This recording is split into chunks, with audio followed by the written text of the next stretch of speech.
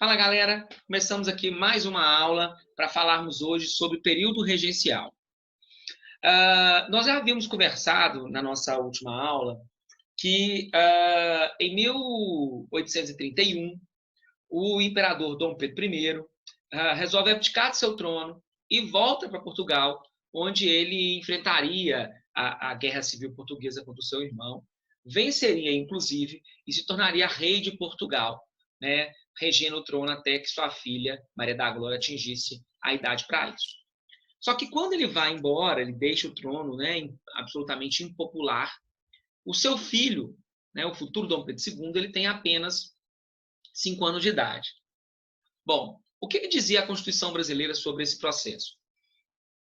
Dizia a Constituição que se o imperador fosse menor, um parente mais velho do imperador deveria assumir o poder, o futuro imperador, melhor dizendo, para fazer a regência do trono, coisa que Dom Pedro II não tinha. E ainda segue a Constituição dizendo que, caso não tenha esse parente, que fosse eleita, né, pela Assembleia Geral, né, pela que nós chamaríamos hoje de Câmara de Deputados, uma regência trina, ou seja, com 3 membros, para que ocupasse esse espaço, ocupasse o poder no período da minoridade do herdeiro. Bom, e é isso que vai acontecer no Brasil. Agora, como é que estavam organizados os grupos políticos aqui no Brasil? Nós tínhamos aqui 3 grupos políticos. Os restauradores, ou caramurus, os liberais moderados, ou chimangos, e os liberais exaltados, ou jurujubas, também chamados de farroupilhas. O que esses grupos queriam? Bom, os restauradores, como o próprio nome diz, queriam restaurar a ordem do primeiro reinado. O que isso significa? Queriam que Dom Pedro I voltasse para o Brasil, né? Que reativasse todas aquelas características da Constituição de 24, poder moderador, né? E o Dom Pedro governasse como ele governava durante o primeiro reinado, naquele modelo com o absolutismo mascarado, né? Apoiavam, né? Faziam parte desse grupo, né? Faziam parte ou apoiavam esse grupo.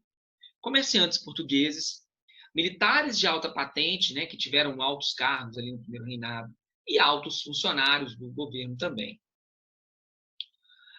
Nós tínhamos um grupo chamado de liberais moderados, que está aqui no final do quadro, né, os chimangos, que é um grupo, como o próprio nome diz, que não radicalizavam demais em mudanças, mas não queriam um absoluto retorno à velha ordem, né? Então, esse grupo ele queria manter a unidade do país, né, a unidade territorial. Era um grupo que acreditava na manutenção da monarquia, tá? Era um grupo que defendia a escravidão e defendia a manutenção da mesma ordem, mas sem o Dom Pedro. Eles não queriam o retorno de Dom Pedro I. E faziam parte desse grupo proprietários rurais, né, das regiões próximas à sede do reino. Então, São Paulo, Rio de Janeiro, Minas Gerais e alguns grandes proprietários do Nordeste. E nós tínhamos ainda um terceiro grupo, tá, chamado de liberais exaltados, que era um grupo mais radical. E radicalização nesse contexto é entender que esse grupo queria uma maior descentralização. Isto é, eles eram a favor do sistema federalista. Eles eram a favor de autonomia administrativa para as províncias. Eram a favor que as províncias tivessem autonomia, liberdade para fazer leis próprias. Tudo aquilo que durante o primeiro reinado não aconteceu e aquilo que, por exemplo, os membros da Confederação do Equador lutaram. Faziam parte desse grupo profissionais liberais, pequenos comerciantes, funcionários e militares de baixa patente. Tá? Bom, vamos entender então como é que se organizou essa regência. Bom, quando foi escolher, né, foram escolher os regentes, o Congresso Brasileiro estava de recesso. Então, quando estavam de recesso, não tinha um quórum mínimo para poder escolher os regentes. Então, teve que ser escolhida uma regência trina provisória, que vai funcionar de abril a junho de 1831. Eram esses regentes: o brigadeiro Francisco Lima e Silva, o Nicolau Pereira de Campos Vergueiro e o José Carneiro de Campos. Essa regência trina provisória teve um mandato tampão, mas ela tomou decisões importantes, né? Então, por exemplo, durante a regência, o poder moderador estaria suspenso. Ele só poderia ser utilizado pelo imperador. Os regentes estavam proibidos de dissolver a Câmara de Deputados. E também eles marcaram a eleição para uma regência permanente, aquela que efetivamente ia governar, né? E em junho de 31, essa eleição acontece, e aí nós temos a escolha desses regentes trinos permanentes, né? O brigadeiro Francisco Lima e Silva ele se mantém, ele continua, e foram eleitos também o João Braulio Muniz, né, da região norte do país, e o José da Costa Carvalho, da região sul do país. Essa regência trina permanente, ela tinha, né, nos seus quadros principais os membros dos liberais moderados. Só que os liberais moderados, eles começaram a enfrentar muita oposição dos liberais exaltados, que começaram a incentivar que a população se manifestasse contra, né, aquela situação e contra a manutenção da centralização do poder. Então, diante dessas manifestações, a regência trina permanente tenta abafar, usa violência contra essas manifestações, só que ela não consegue. E diante disso, os liberais moderados resolvem entrar, então, em acordo com os liberais exaltados. E nesse acordo vão ser aprovadas algumas importantes medidas para o país naquele contexto. Entre as medidas que serão aprovadas, nós tivemos em agosto de 1831, então pouco tempo depois que a regência trina foi eleita, a criação da Guarda Nacional. O que era a Guarda Nacional, gente? A Guarda Nacional era uma milícia armada formada por cidadãos, né? Teve participação importante na criação dessa Guarda Nacional o padre Antônio Diogo Feijó, né, que era, na época, o ministro da Justiça da regência trina permanente. E essa Guarda Nacional ela seria controlada pelos grandes proprietários rurais. Então, ela é uma milícia armada paralela ao exército, e o controle dele está nas mãos dos grandes proprietários. Isto é, a criação da Guarda Nacional defendia os interesses dos grandes fazendeiros. E é uma medida federalista, por quê? Porque põe na mão desses fazendeiros, que eram as lideranças locais, o poder sobre a Guarda Nacional, tirando, né, do poder central, que era a regência. Nós tivemos também, nesse contexto, no ano de 1832, em novembro de 1832, a criação do Código de Processo Criminal. O que era esse Código de Processo Criminal? Essa lei aprovada dava aos juízes de paz, que eram aquelas pessoas que estavam ligadas às questões cartoriais, poderes judiciários e policiais. O que é isso? O juiz de paz, que era essa figura cartorial, passava a ter poder de juiz de direito e poder de delegado de polícia. Isso é, era uma pessoa que absolutamente mandava nos municípios. Tinha um poder muito grande nos municípios. E um detalhe, esses juízes de paz eram eleitos no próprio município. O que isso significa? Significa que quem está escolhendo o juiz de paz, essa pessoa com tanto poder, são as principais pessoas no município, considerando que nós temos um voto censitário, né? Você está agradando ali uma elite, né? Que é quem vai mandar ali na região. Ela é federalista, por quê? Porque o juiz de paz era eleito no próprio município. E a grande mudança promovida pela regência trina permanente foi em 1834, com a edição do Ato Adicional. O Ato Adicional é uma lei que acrescenta algo à Constituição. Ou seja, esse ato adicional ele promove uma reforma constitucional.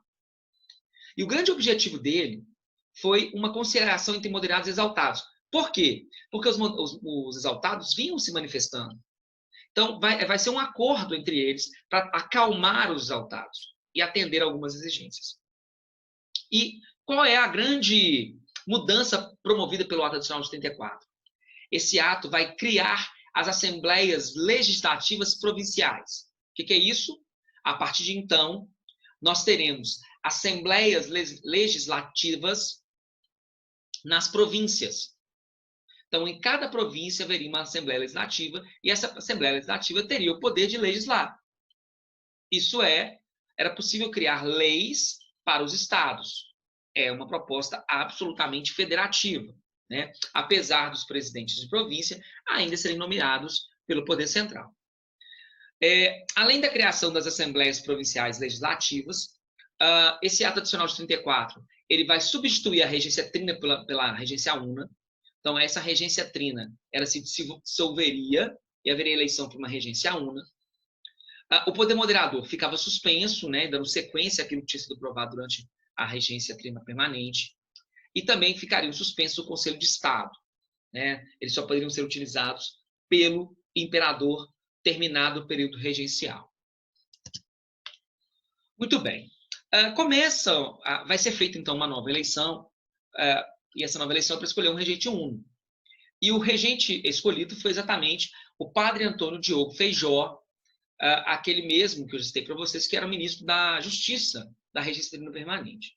Então, Feijó, que era um homem muito influente no Brasil naquele contexto, acaba sendo eleito para ser regente no ano de 1835. Só que assim que o Feijó assume o poder, ele vai encontrar muitos problemas.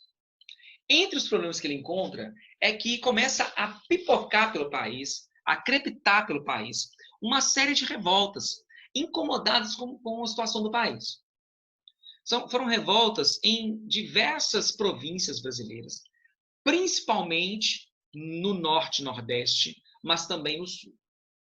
As principais dessas rebeliões foram essas aí que estão no quadro apresentado para vocês, né? A revolta dos Malês, que acontece na Bahia em 1835, a cabanagem, que acontece no Pará entre 35 e 40, a farroupilha, que acontece no Rio Grande do Sul entre 36 e 45, a sabinada, que também acontece na Bahia entre 37 e 38, e a balaiada, que acontece no Maranhão entre 38 e 40. Vocês podem ver a balaiada, quando ela acontece, o Feijó já não está mais no poder. Chama-se a atenção o seguinte: a revolta dos Malês, cabanagem, balaiada, eram revoltas populares.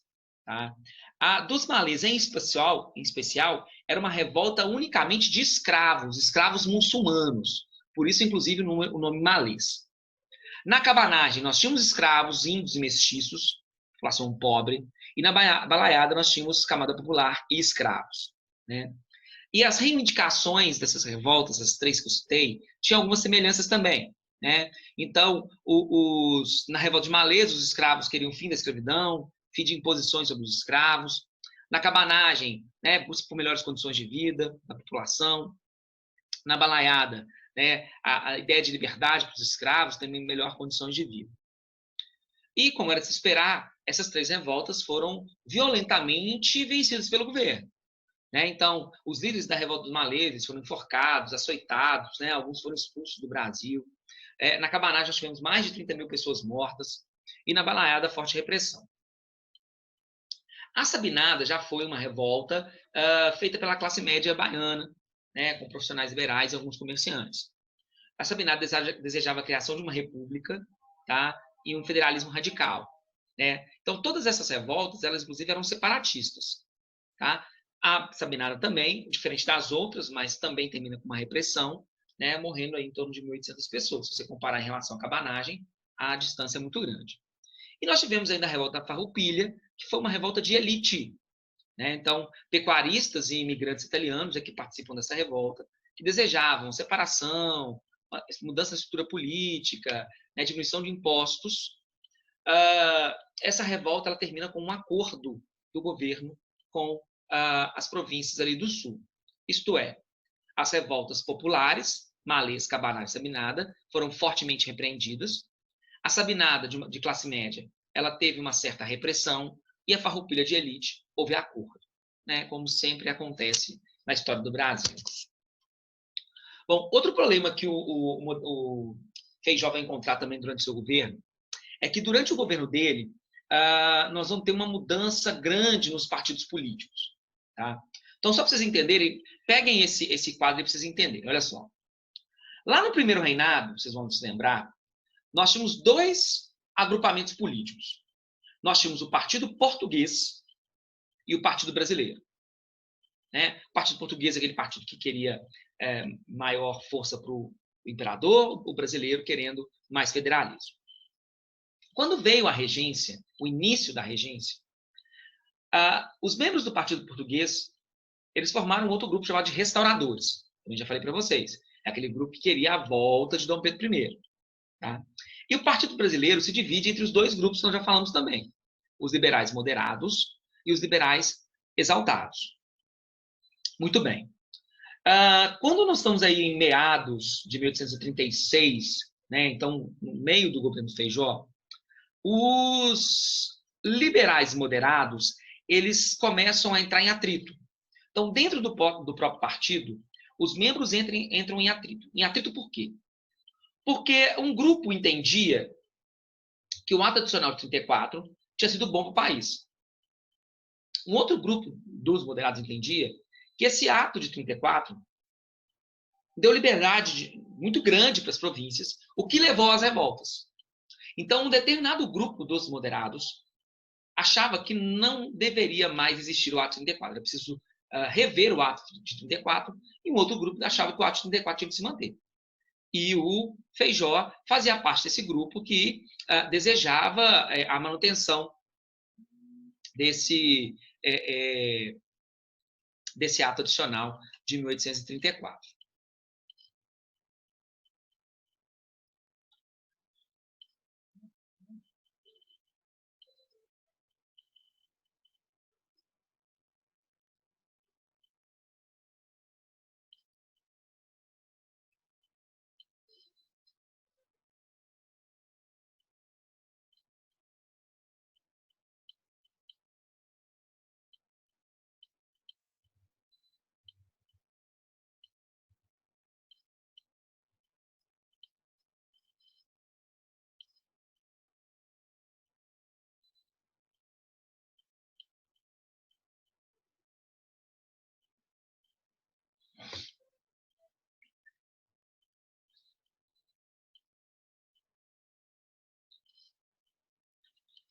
Bom, esse grupo que discordava do ato adicional de 34 vai se juntar ao grupo dos restauradores. Por que se juntar ao grupo dos restauradores? Porque, nesse contexto todo, o Dom Pedro I morre lá em Portugal. E como ele morreu, os restauradores não têm mais razão de existir. Né? Eles queriam a volta de Dom Pedro morreu, não tem razão mais de existir esse grupo. Então, o que vai acontecer? Os liberais moderados vão se juntar aos restauradores e vão formar o Partido Regressista. Esse Partido Regressista era um partido que desejava uma maior centralização do poder. Então, queria diminuir essa autonomia que tinha sido dada durante o período regencial. Bom, já o grupo dos moderados, favoráveis ao ato adicional de 34, vai se juntar aos liberais exaltados e eles vão formar, então, o Partido Progressista. Esse Partido Progressista que desejava mais autonomia. Então, o Partido Regressista, mais centralização, menos autonomia, e o Partido Progressista, mais autonomia. Partido Progressista, federalista, Partido Regressista, centralizador. E essa vai ser a grande disputa, né, no Império, né, durante todo o Império, né, principalmente no período inicial para o Segundo Reinado. Né? E esse grupo do Partido Regressista, na passagem do período inicial para o Segundo Reinado, vai se transformar no Partido Conservador, um grande partido importante para o Segundo Reinado. Já o Partido Progressista se transforma em Partido Liberal, também um importante partido durante o Segundo Reinado. Esses dois partidos, conservador e liberal, é que vão ditar as regras políticas, né, juntamente com o imperador Dom Pedro II, durante o Segundo Reinado. Muito bem. Só que, diante de tanta coisa acontecendo, né, da propriedade do Feijó, questões de saúde, a cisão no grupo dos moderados e as revoltas, o Feijó acaba não dando conta. e como ele não deu conta, ele acabou renunciando em 1837. Quem assume interinamente o poder no lugar do Feijó era o vice-regente, né, e que depois é eleito para ser regente permanente, né, foi o Araújo Lima. Então começa a regência una do Araújo Lima, né, em 1837, e ela vai durar até 1840. Né. O Araújo Lima, ele era do grupo dos regressistas, era do grupo que desejava maior centralização, portanto, contra o ato adicional de 34. O Araújo Lima, então, ele vai trabalhar para rever esse ato de 34, juntamente com o grupo que o apoiava. E no ano de 1840, em maio de 1840, eles vão construir uma lei, porque, na verdade, um ato adicional ele não pode ser desfeito. Então, eles criam uma nova lei, e essa nova lei era uma lei de interpretação ao ato adicional. O que isso significava? Significava que, na prática, estavam cancelando o ato adicional. Eles estavam tirando das assembleias provinciais legislativas o direito de fazer leis, dando ao Poder Central, no Rio de Janeiro, né, o direito de nomear funcionários públicos, controlar os órgãos de polícia, de justiça, né, e as leis não podiam mais ser feitas pelas assembleias. As assembleias continuavam existindo, mas elas não tinham mais poder de legislar. Bom, esse grupo dos regressistas estava no poder, né? Também podemos chamá-los de conservadores. Só que os liberais, eles não estão satisfeitos com isso, não. Os liberais, eles estão insatisfeitos por estarem fora do poder. A partir daí, o que vai acontecer? Esses liberais começam a articular para dar um golpe, para tirar os regressistas do poder. E como é que eles vão fazer isso? Os liberais começam a entender que a população brasileira queria muito ter um imperador. E por mais que você criar, ou voltar com a figura do imperador, ou antecipar a maioridade do imperador, é algo centralizador, os liberais, mesmo sendo descentralizadores, queriam voltar ao poder. Na cabeça dos liberais, antecipar a maioridade no Dom Pedro II, e com isso assumir o poder antes da sua ter 18 anos, significaria uma paz interna. Esse grupo, então, dos progressistas, né, que se tornaram um partido liberal, começa uma intensa